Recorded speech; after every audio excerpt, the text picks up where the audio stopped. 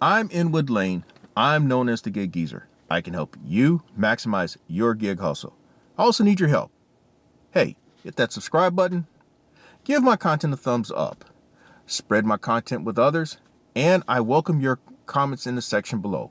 And with that, let's get into this segment of the Gig Geezer.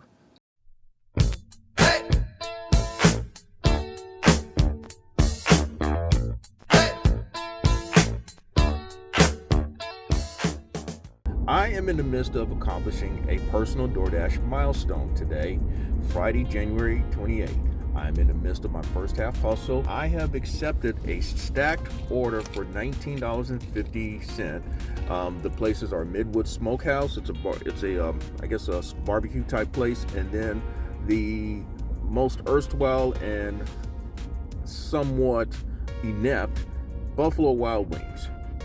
But for the way things have been going the last few weeks, this is a good order to accept.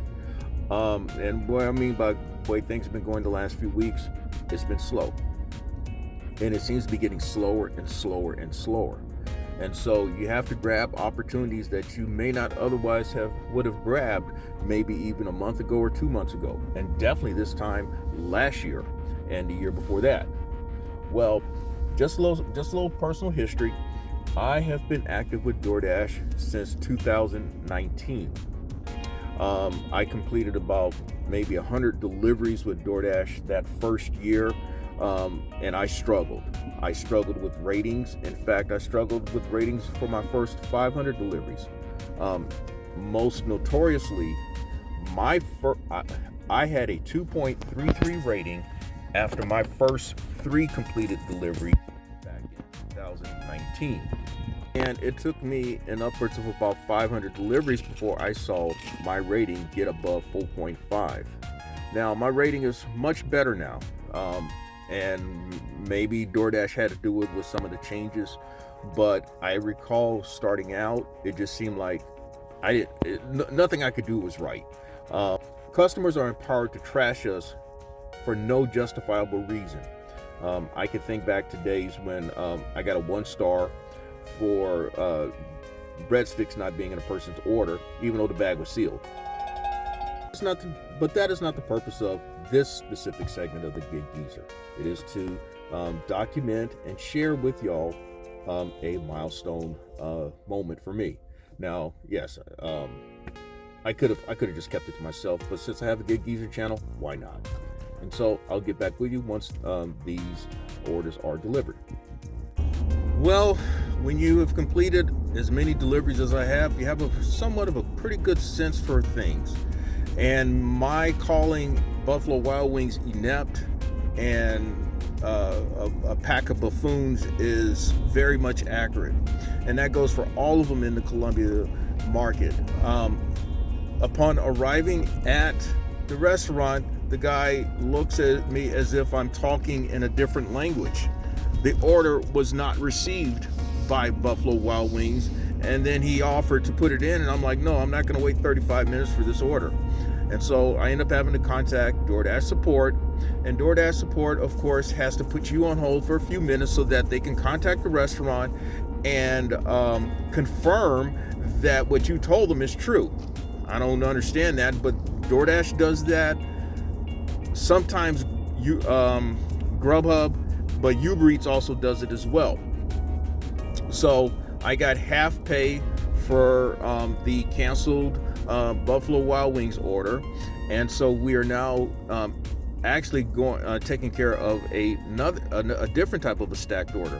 While I was in the parking lot of Midwood, I got a GrubHub notification for a Mediterranean restaurant for $9.45, and so this drop-off is actually en route to the DoorDash drop-off.